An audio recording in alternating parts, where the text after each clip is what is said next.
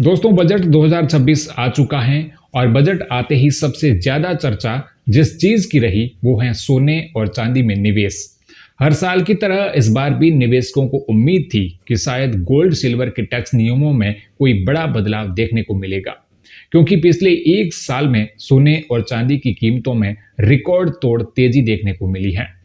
अगर आप भी गोल्ड या सिल्वर में निवेश करते हैं या करने की सोच रहे हैं तो आज की ये वीडियो आपके लिए बहुत ज़रूरी है, क्योंकि इस वीडियो में हम बिल्कुल आसान भाषा में समझेंगे कि बजट 2026 के बाद सोने और चांदी पर कितना टैक्स लगेगा, कौन सा नियम बदला और कौन सा नियम पहले जैसा ही है। दरअसल बजट से पहले मार्केट में काफ़ी उथल पुथल देखने को मिली। बजट आने से पहले सोने और चांदी की कीमतों में तेज गिरावट आई थी। ऐसा माना जा रहा था कि शायद टैक्स में बदलाव हो सकता है, लेकिन बजट पेश होने के बाद तस्वीर साफ हो गई।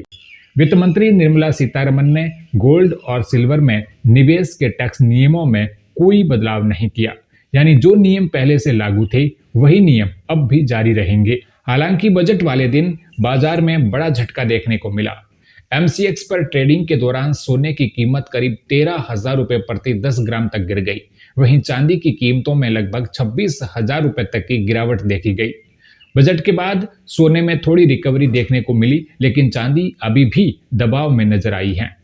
अब बात करते हैं सबसे अहम सवाल की। अगर आप सोना या चांदी खरीदते हैं तो उस पर कितना टैक्स लगेगा।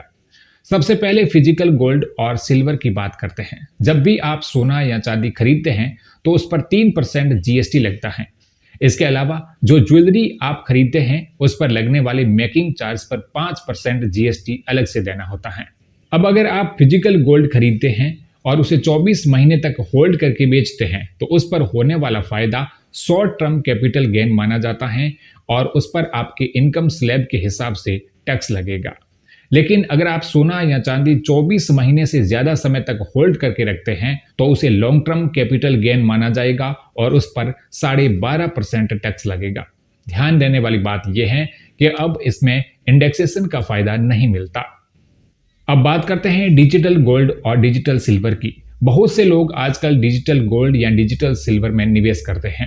टैक्स के मामले में डिजिटल गोल्ड और सिल्वर पर भी फिजिकल गोल्ड जैसे ही नियम लागू होते हैं। फर्क सिर्फ इतना है कि इसमें 5% मेकिंग चार्ज वाला GST नहीं लगता, क्योंकि इसमें कोई फिजिकल ज्वेलरी नहीं बनती है।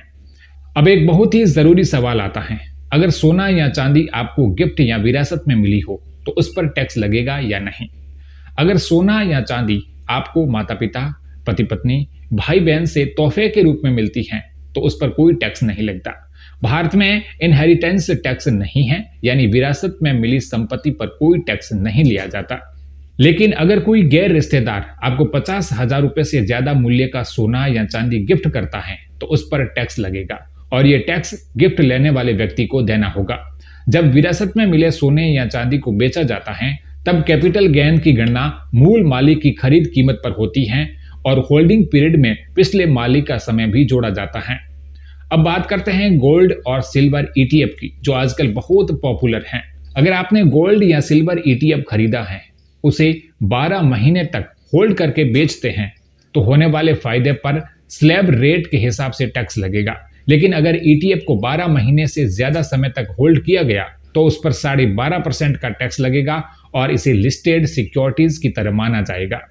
वहीं अगर आप गोल्ड या सिल्वर म्यूचुअल फंड में निवेश करते हैं तो नियम थोड़े अलग हैं। इसमें अगर होल्डिंग पीरियड 24 महीने तक है तो स्लैब रेट से टैक्स लगेगा और अगर 24 महीने से ज्यादा है तो 12.5% टैक्स देना होगा। तो दोस्तों कुल मिलाकर बजट 2026 में सोने और चांदी के टैक्स नियमों में कोई बड़ा बदलाव नहीं किया गया है, लेकिन निवेश करने से पहले इन सभी नियमों को समझना बेहद जरूरी है ताकि बाद में टैक्स को लेकर कोई परेशानी न हो। अगर आपको ये जानकारी पसंद आई हो तो वीडियो को लाइक और शेयर करें और ऐसे ही फाइनेंशियल इंफॉर्मेशन पाने के लिए सब्सक्राइब करें।